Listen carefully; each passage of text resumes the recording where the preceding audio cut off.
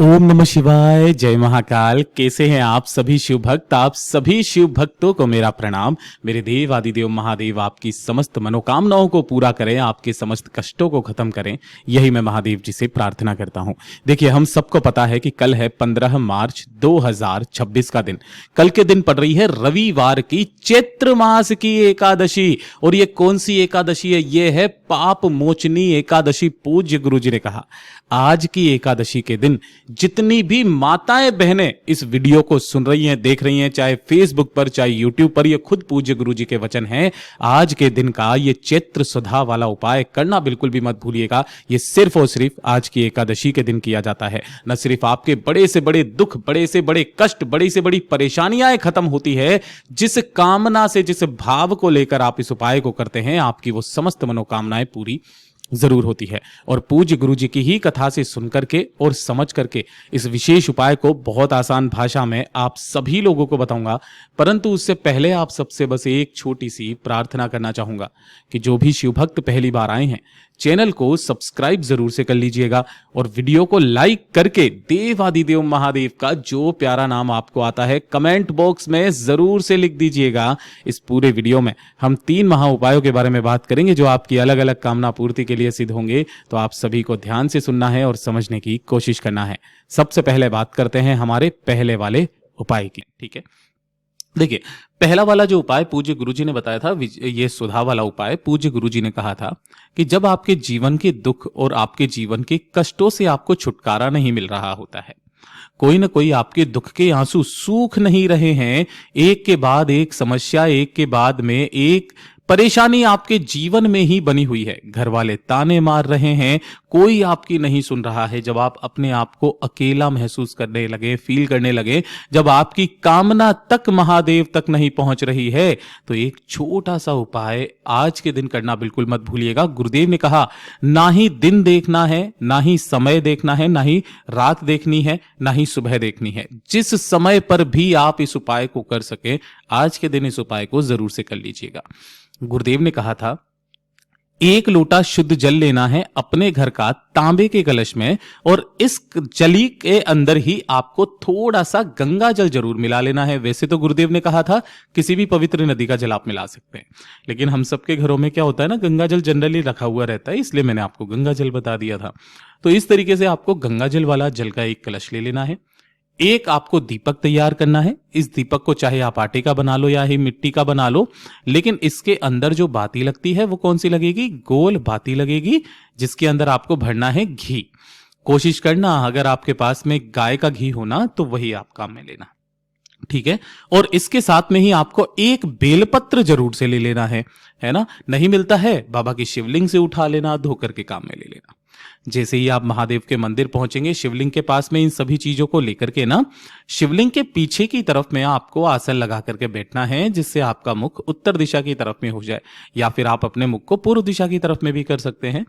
जब आप इस उपाय को करेंगे तो सबसे पहले जो आपने एक बेलपत्र लिया है ना, उस एक बेलपत्र को अपना नाम और गोत्र बोल करके, जिस एकादशी की तिथि को कर रहे हो उस एकादशी का स्मरण करके, अपने दुखों को, कष्टों को खत्म करने की कामना कह करके महादेव के शिवलिंग पर ऐसे समर्पित करना कि डंडी आपसे विपरीत दिशा में रहे, ठीक है, और बीच वाली पत्ती आपकी तरफ में रहे।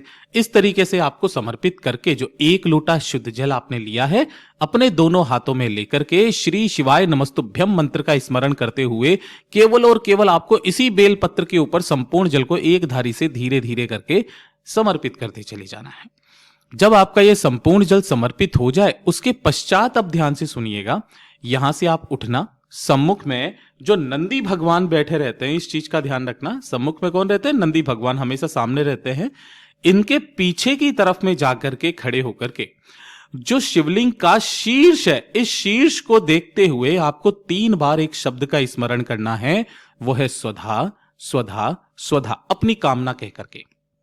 पूज्य गुरुजी ने बताया था कि ये सुधा कौन है?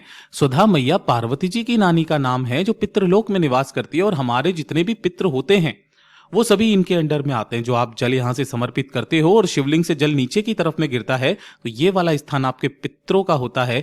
जितना भी जल इस जलाधारी से नीचे गिरता है वो आपके पितरों के भाग में जाता है। पितृ तृप्त होते हैं, खुले हाथों से आशीर्वाद लुटाते हैं, आपके जीवन के सारे कष्ट, सारी की सारी परेशानियां खत्म होती है।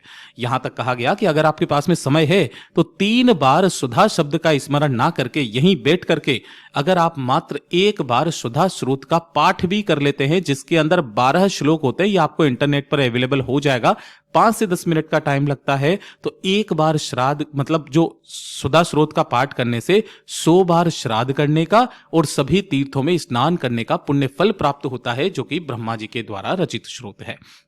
यहां तक कहा गया कि जब आप इस उपाय को करने के पश्चात मंदिर से बाहर की तरफ में आएंगे तो शिवालय की चौखट पर जो आपने एक दीपक लिया है, अपनी कामना कह करके जो भक्त मात्र जला करके आ जाता है, उसके जीवन के जितने भी कष्ट, जितने भी दुख होते हैं, वो उसी क्षण समाप्त हो जाते हैं। पूज्य गुरु जी का बहुत अद्भुत और अचूक उपाय है, जरूर से कीजिएगा। बात करते हैं हमारे दूसरे वाले उपाय की, और ये वाला उपाय किन लोगों के लिए है जिनके घर में भी लगता है कि धन और पैसे को लेकर के समस्याएं बन रही है। अब किसी भी तरीके की बन सकती है। हम लोग जनरली हमारे घर में काम करते हैं, सब कुछ करते हैं, कभी न कभी पैसे की कमी हमारे घर में होने लगती है। कभी कभार ऐसा होता है कि अनावश्यक खर्चे बहुत ज्यादा हो जाते हैं, पैसा बिल्कुल बचता ही नहीं है, यानी कि बचत बिल्कुल भी नहीं हो पाती है। आपकी कोई दुकान है, व्यापार है, फैक्ट्री है, गल्ला है, कुछ भी है, वो अच्छे से नहीं चल रही है, ग्राहक जो है वो नहीं आ रहे हैं, तो आपके घर में हमेशा कभी ना कभी धन को लेकर के कोई ना कोई समस्याएं आ जाती है। तब गुरुदेव ने कहा था, एकादशी तिथि के दिन जो व्यक्ति इस उपाय को करता है उसके घर में सदैव मां लक्ष्मी का एक अंश विराजित रहता है। करना क्या होगा, आपको मात्र इस तरीके से लेनी होगी 41 चने की दाल, है ना, संख्या का विशेष महत्व है। तो 41 चने की दाल लेना है। यहां पर जो आप ये टूटा हुआ दाना देखते हो ना, इसको काफी सारे लोग कहते हैं कि सर ये तो आधा है। नहीं, ये आधा नहीं है, इसे ही एक माना जाता है। तो आपको क्या करना है, ऐसी 41 चने की दाल लेनी है, विषम संख्या में ले लोगे। इन सभी 41 चने की दाल को आपको थोड़ा सा हल्दी का पाउडर लेना, पिसी हुई हल्दी लेना, और इस हल्दी वाले पाउडर के अंदर थोड़ा सा इसके अंदर भिगो लेना। यानी कि ये भी कैसी हो जाएगी, थोड़ी थोड़ी सी पीली पीली सी, मतलब हल्दी में लपेट लेना, इनको हल्दी में भिगो लेना। तो जो ये 41 चने की दाल है, इन सभी को आपको किसी भी एक पीले कपड़े के अंदर रख लेना है। मैं यहां लाल कलर से बता देता हूं, ये जो 41 चने की दाल है उनको आपने एक पीले कपड़े के अंदर इस तरीके से रख लिया है, और रखने के पश्चात इसकी एक पोटली बना लेनी है। यानी कि इसकी एक गठान बांध देना, इसकी एक पोटली बना लेना। इस पोटली को अपने घर की चौखट से स्पर्श करा करके लेकर के जाना भगवान नारायण के स्वरूप का जो भी मंदिर हो, चाहे राधा कृष्णा जी का हो, चाहे लड्डू गोपाल जी का हो, चाहे सत्यनारायण भगवान जी का हो, कहने का मतलब जो भी भगवान श्री हरि नारायण विष्णु जी के स्वरूप का मंदिर है, वहां पर आप चले जाना। वहां पर जाने के पश्चात उसे, जो आपने पोटली बनाई है, उस पोटली को इनके मंदिर की चौखट से स्पर्श करा करके अपने हाथ में ही रखना, ठीक है ना। और इस मंदिर की आपको 7 परिक्रमा करनी है। 7 परिक्रमा करने के पश्चात इस मंदिर की चौखट से फिर से वापस इसे स्पर्श करा करके यहां पर कामना कहना कि मेरे घर में धन को लेकर के समस्याएं हैं, भगवान उन धन की समस्याओं को दूर कीजिए। जैसे भी आपको कामना करनी है वैसी कामना करना, और इस पीली पोटली को ला करके अपने घर में जहां पर भी धन रखने का स्थान है, या फिर आपकी कोई व्यापार, दुकान, फैक्ट्री है, तो वहां पर जो धन रखने का स्थान होता है, गल्ला, वहां जाकर के रख देना। कितने दिनों तक? 21 दिनों तक रखे रहने देना। 21 दिनों के पश्चात इस पोटली को उठाना और नारायण भगवान के मंदिर में वापस जाकर के रख करके आ जाना। उसके पश्चात देखिएगा आपकी जितनी भी धन की समस्याएं हैं वो समाप्त होने लगेगी। पूज्य गुरु जी का बहुत अद्भुत और अचूक उपाय है, जरूर से कीजिएगा। और एक और उपाय बताया था धन प्राप्ति को लेकर के, जो तीसरे नंबर का उपाय पूज्य गुरु जी ने कहा था कि जब पैसे और धन को लेकर के समस्याएं हो, तब गुरुदेव ने कहा था कि मां लक्ष्मी का एक अंश सदैव आपके घर में विराजित रहेगा, जो व्यक्ति एकादशी की शाम के समय इस उपाय को कर लेता है। कहा था एक दीपक आपको तैयार करना है। यह दीपक होगा आपका गोल बाती का, और इसके अंदर आपको भरना होगा घी। ध्यान रखना, घी का दीपक होना चाहिए, तेल का नहीं होना चाहिए। इसी के साथ में आपको थोड़े से गेहूं के, चावल के, हरे मूंग के, किसी के भी दाने आसन के तौर पर ले लेना है, ठीक है ना। इन दोनों को लेकर के आपके घर के आसपास या घर में कहीं पर भी बेलपत्र का पेड़ हो तो वहां पर चले जाना। बेलपत्र पेड़ के नीचे अच्छे से सफाई करना, किसी स्थान को अच्छे से साफ करके सबसे पहले आपको उन जो अन्न के दाने लिए हैं उनका आसन लगा करके ये जो दीपक है उसी दीपक को उसी के ऊपर रख करके और आपको इसे प्रज्वलित कर देना है, जला देना है। जला देने के पश्चात अपनी कामना उनसे कहना कि महादेव, मेरे घर में धन को लेकर के समस्याएं हैं, काफी ज्यादा विकट समस्याएं चल रही है, मुझे संभाली है। और ऐसी कामना करने के पश्चात इस पेड़ के नीचे की जो भी मिट्टी है, थोड़ी सी मिट्टी आपको यहां से उठा लेनी है।